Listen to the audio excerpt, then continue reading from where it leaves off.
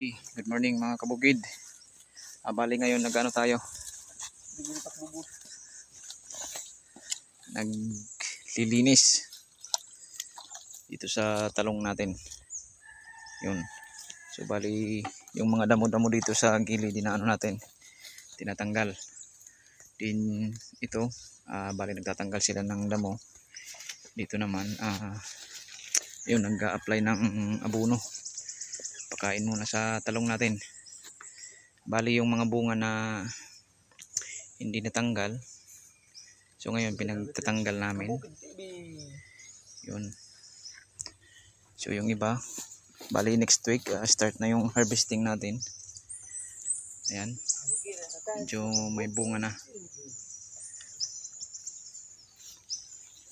Dito tayo kay Rooney. Rooney, ano ba yung ina-apply mo na abono? Ano ba yung ina-apply mo na abono? Complex. Complex. Complete. Ano yung isa?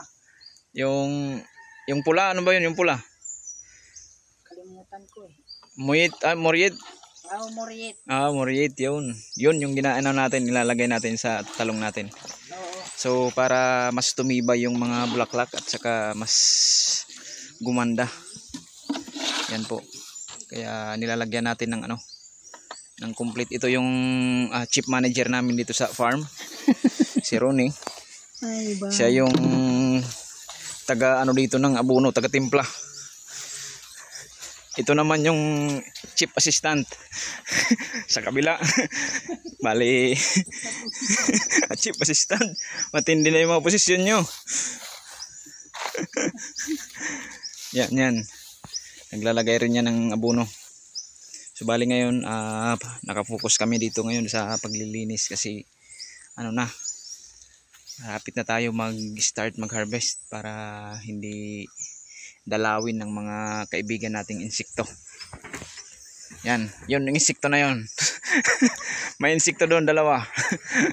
Sila yung pumipiste sa talong natin.